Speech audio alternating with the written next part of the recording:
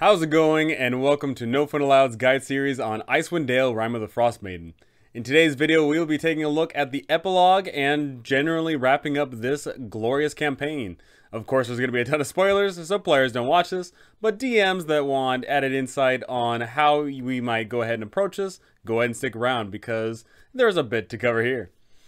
So this is it, the end of the campaign. Your players have trudged through the harrowing snow, gone to all these amazing locales, fought some crazy monsters, beat a god, maybe even beat a demi-lich, maybe went back in time. They might have done a lot of crazy things, including arguably one of the most crazy things is summoning a Tarrasque to this plane of existence, because wow, that's a nightmare. There is so many things that can happen throughout the entirety of this campaign, but like all good things, they must come to an end. Your journey throughout this entire campaign may have been glorious, but you need to give it that proper destination. You really need to give your players that awesome ending to cement this into the minds of your players for ages to come. So let's go ahead and start diving into the epilogue that they give us, and then we'll go ahead and expand upon that. First off, we get what secrets remain. It basically states that if your players didn't reveal their secrets throughout the entirety of this campaign, go ahead and do so now. Or don't. Yeah, man, these secrets are really weird. They are completely dependent, session to session, group to group, whatever the case may be. Every single group is going to handle secrets differently, and there really is just no one right way to do it. But I will say, though, that I think secrets are definitely some of those things that should be present throughout the entirety of the campaign. They should be slowly getting drip-fed to everybody. And having them just revealed all at once, near the end, specifically for getting into the Spire of Arthas, I feel like that just takes away from what these secrets were meant to be doing. I feel like the secrets were meant to be more of a roleplay aspect in regards of interacting with the 10 towns or interacting around the 10 towns, not just to be something to be used as a commodity near the finish line. So I personally think that if your secrets didn't impact the game at all, then, there really isn't any point to revealing them. You have to sit there and decide, basically, as your campaign is wrapping up, are you going to sit there and be like, oh, hey, player one, what was your secret? Oh, actually, I was a secret musician. And, does that really add to the experience at all that, oh, you were a secret da-da-da this whole time? I mean, not really. So having these secrets just basically pop up randomly, they don't really add too much to the campaign. I would go ahead and just say that if your secrets were not that big of a deal in this campaign, then don't bother. Obviously, that will influence the epilogue of when you snapshot to look at all of the player characters to see what they're doing later on.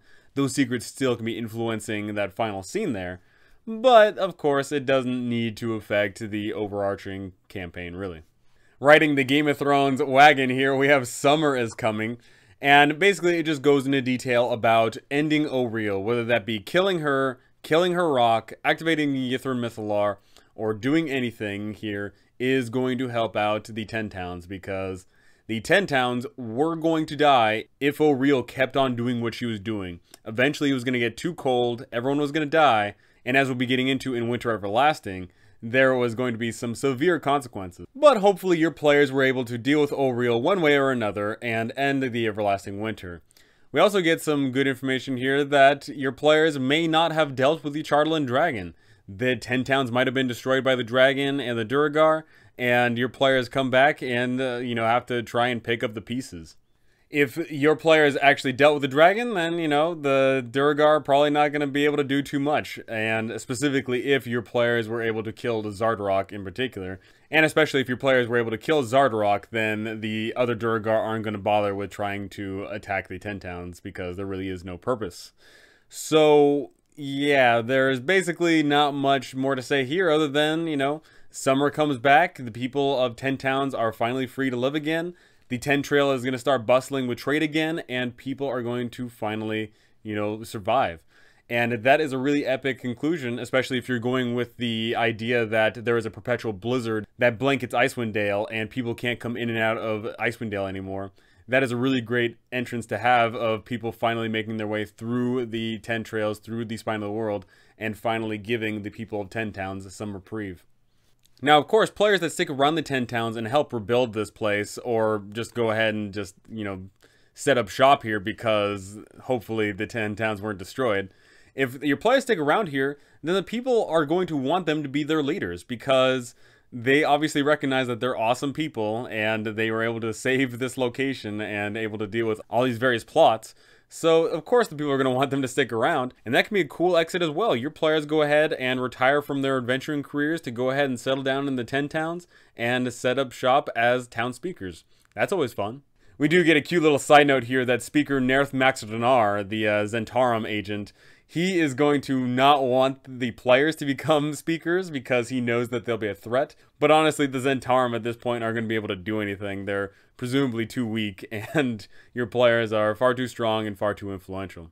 So of course, with this ending, you have to consider how much the 10 towns were destroyed. Were the towns absolutely obliterated by the Chartland Dragon, or did the dragon not do anything at all?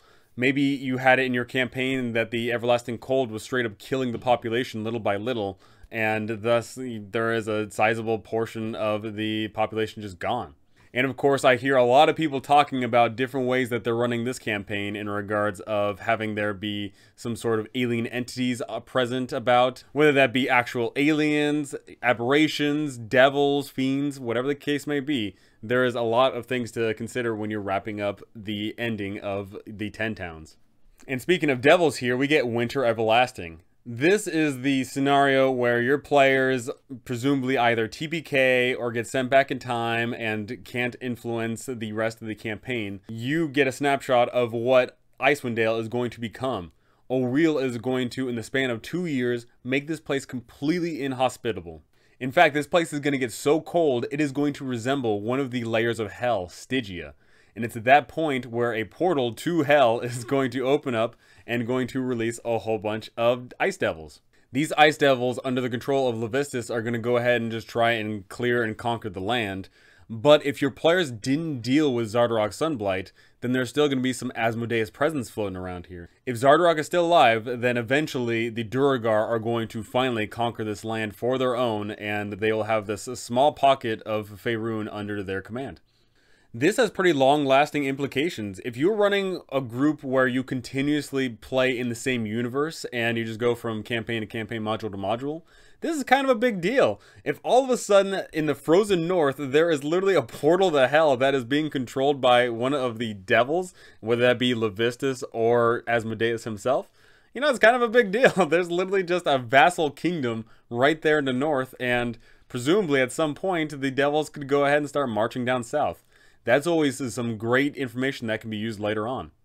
So with this ending, you've got to consider how many people are actually left living in Icewind Dale.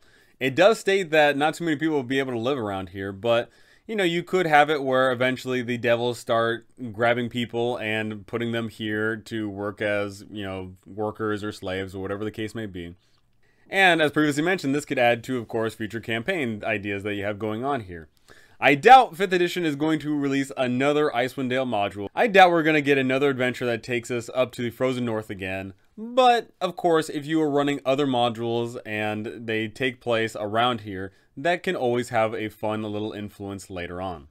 And lastly here for the epilogue, we get the information of, if you're running it rules as written, your players take the Staff of Power and activate the Obelisk.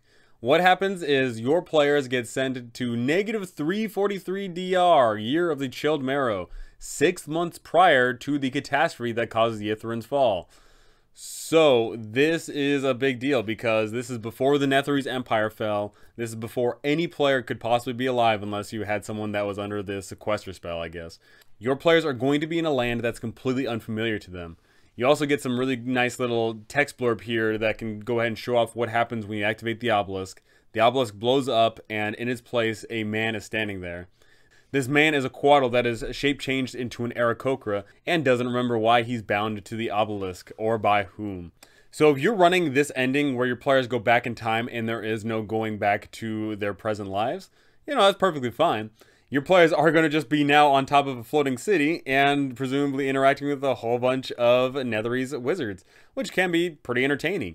Your players can actually go ahead and meet Iriol Arthas before he turned into a demi-lich. He will be a perfectly healthy lich at this point. And your players can go ahead and interact with Yithrin and all of the Netherese. So the thing you got to consider is pretty much everything that any of the players would know about, you know, their world, all the towns that they grew up in, all the peoples that they knew, everything would just simply not be there. Your players are in a world now that was a much higher magic range. Your players are in a world where nothing was existing. There wasn't any of the major cities on the Sword Coast like they are now. There wasn't even the 10 towns. So your players are going to be in this strange new world. Hopefully they can go ahead and leverage some of their knowledge to go ahead and say, hey, Iriolarthus, you know, don't go ahead and activate that one item you find because that's going to destroy the city. If your players didn't find that information, though, they might not know what causes the city to crash. In which case, they can go ahead and say, hey, we know for a fact that your city is going to crash, but we don't know why. And maybe that'll get Iriolarthus to start thinking, maybe they are onto something here. Because Iriolarthus is not stupid. He is a lich. He's presumably very smart, and many of the wizards here are very smart. So they are going to look at these people and recognize that they're not from this land because they're wearing different clothes, they look different, they're clearly not Ythryn, they're clearly not Netherese. So there might be some merit to what they're saying, especially if the obelisk is blown up. They're going to look and say, okay, we know for a fact they time traveled. So we don't get too much information on how to run a campaign with your players now locked away in this strange new world. We of course do get some information about what's going on here. Previously stated, there is no major cities that your players would recognize. There is no Waterdeep, there is no Baldur's Gate. There is a tiny little settlement that is going to eventually become Luskan, but currently it is named Ilusk. So yeah, your players aren't going to be able to recognize too much. Your players will recognize that there is some topography that is incorrect, or at least incorrect to them anyway. A perfect example being the desert of Anorak. Your players would know that there is a desert further down south that is just pure desert for hundreds of miles. But as of right now, it is actually a lush location that is being controlled by the Netherese. We do get a little bit of product placement here. They say, to run a campaign set in the earlier time frame, you will need to delve into earlier products tied to the Forgotten Realms to get the lay of the land circa -343 DR. So, you know, they don't mention any specific names here, which I feel like they should have if they're already, you know, product placement here. They're saying, oh, hey, go ahead and check out our old stuff. But what stuff do we check out?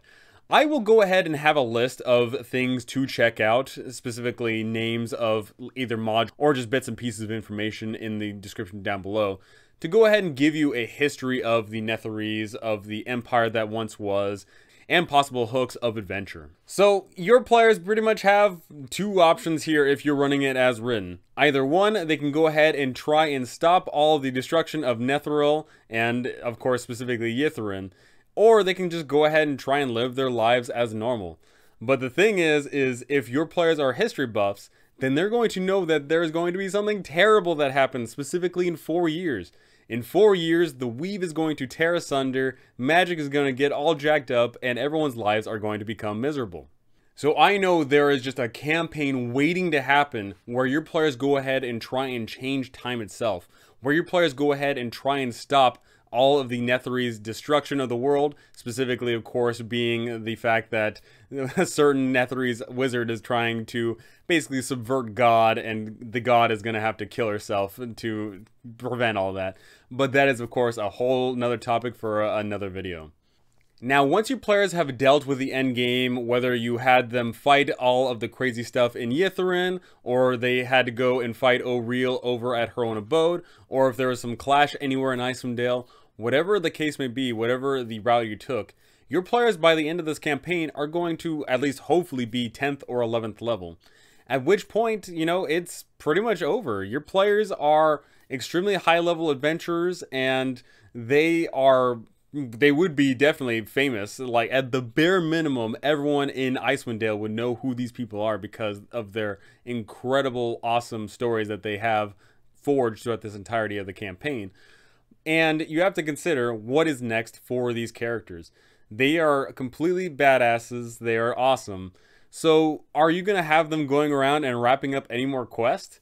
If you really want to go ahead and sit down and rewrite some of the quests to higher level play, then go ahead and sure. But I feel like a lot of the stuff around here that your players didn't get to would be pretty much beneath them.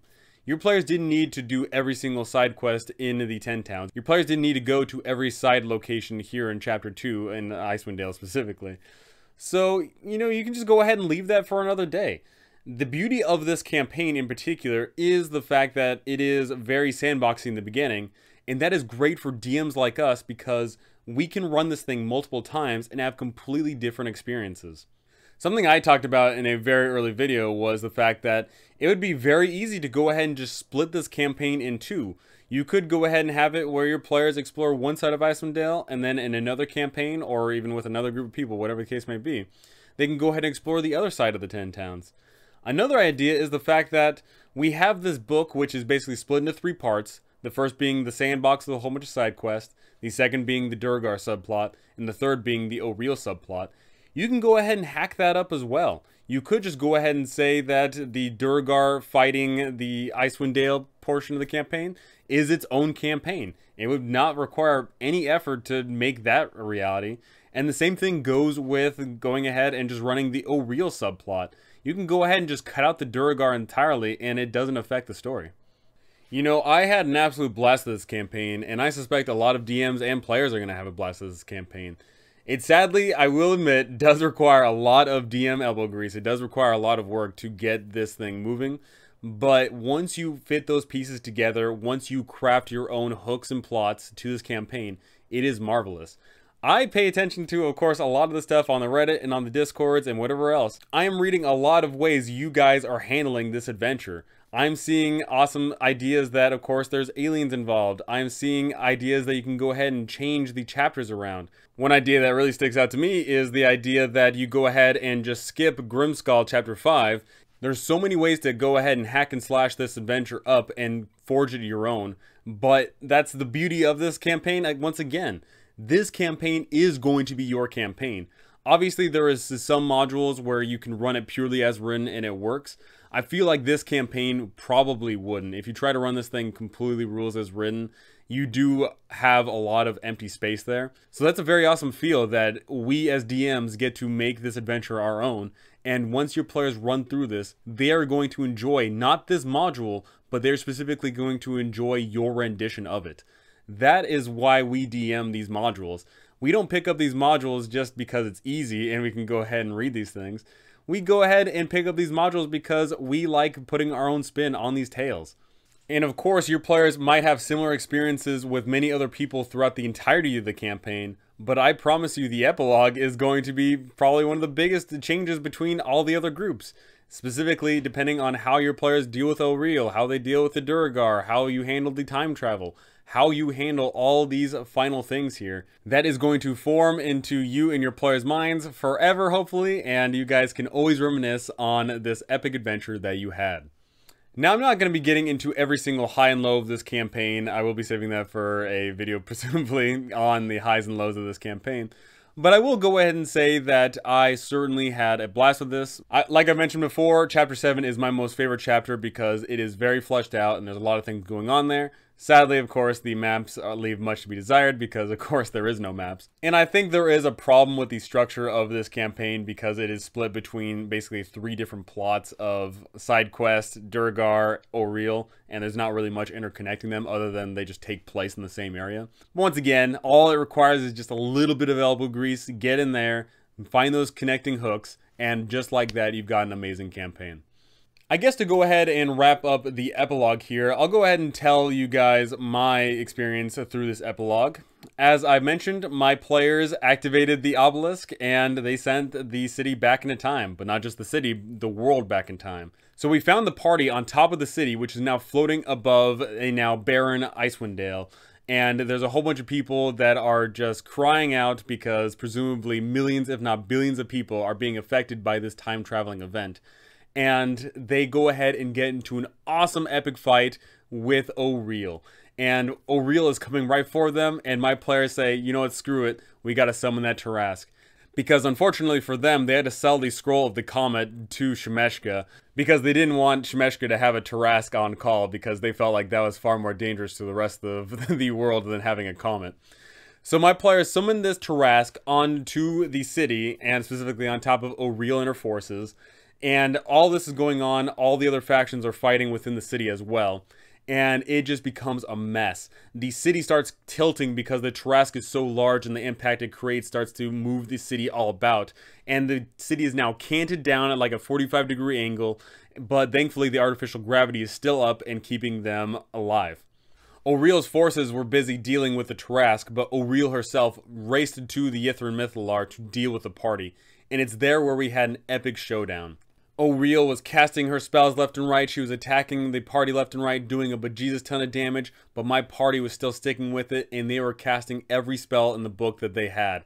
They were doing everything it took to take down this goddess.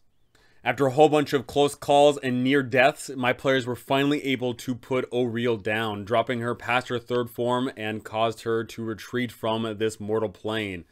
Then my players were sat there right next to the Yithrin Mythalar and had to attune themselves to it and hopefully not draw the ire of the Tarrasque, which was fighting all of the other forces located all around. Once my players attuned themselves to the Yithrin Mythalar, they were sat there and questioning, oh, what do we do now? The issue was they didn't know what to do. So eventually they got the bright idea to go ahead and try and reverse time. But unfortunately for them, they had to make a severe sacrifice. Whoever it was that was attuned to the Staff of Power had to throw the Staff of Power into the Yithrin Mythalar, absolutely killing whoever it was that was going to do it, but at least reversing time and saving the world for everybody. When my player went to go do this, they turned around and said their final goodbyes. It was really epic, really climactic. That self-sacrifice and dedication to saving the world was so epic. They sadly killed themselves to save the world, and then all of a sudden, bam, just like that, time resumed. Except for one key difference. The city was still floating above Icewind Dale. Now my players were sat there questioning, oh, what do we do now? There's a Tarrasque right there. We're on top of this city. We can't let the Tarrasque go ahead and drop on Icewind Dale. We'd be in trouble. So thankfully, they went ahead and said, hey, we're going to go ahead and steer the Lost City up into space and not allow anybody to get any of the magics that are found on the city. And hopefully, we'll go ahead and deal with the Tarrasque by just sending it away. My players put the city on autopilot, had that thing going flying high into the skies up to the spheres, and dropped off because, of course, they had a combination of Featherfall and were able to transform and whatever else.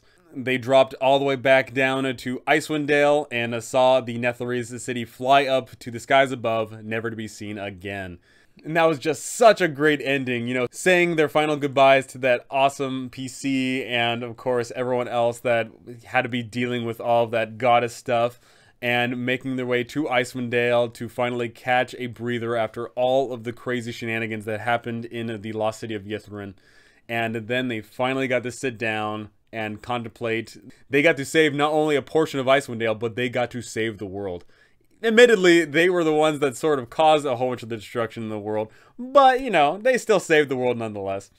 That ending is definitely going to resonate with me forever, I think. That was just such a great ending. I've been playing with that group of players for years now, and I've been playing with those PCs for quite some time, and I know for a fact we're going to reprise those PCs at some point later down the line in some other high-level epic campaign. I cannot wait to do that, and most important of all, I can't wait to hear what you guys have to say about your epilogue, about your ending to this epic conclusion. I want to hear all this stuff because there is going to be amazing stories that come out of this module. I want to hear them. I want to compare and contrast. I want to discuss all this amazing stuff here because there are so many stories to tell coming out of this excellent journey. So go ahead and tell me, what is the epilogue to your campaign? Are your players going to be able to save the world? Are your players going to accidentally doom the world? Are your players going to be trapped away in another timeline where they can't affect anything? Or are you going to have them have the ability to potentially change all time as they know it by not allowing the weave to be torn asunder? There is so many things that can go on with all these epilogues, whether they go back in time or save the world or don't save the world. There's a lot of world ramifications here, and that's why I love playing with the same group of people in specifically the same universe, because you get to have those worldwide consequences, and you get to reflect as you start up a new campaign. Oh, hey, we heard a rumor that the Frigid North is impossible to live in now. That adds to that world building that we all strive to do as DMs. We want to make epic campaigns. We want to make epic stories. And this campaign just definitely adds to that amazing world building that we collaborate with our players on. Go ahead and tell me all this stuff. I definitely want to hear it. But that is going to do it for me. Thank you so much for watching. Thank you to all my lovely patrons up here. You guys are incredible. And thank you all. You guys are just absolutely great. 800 subs in the span of 3 months.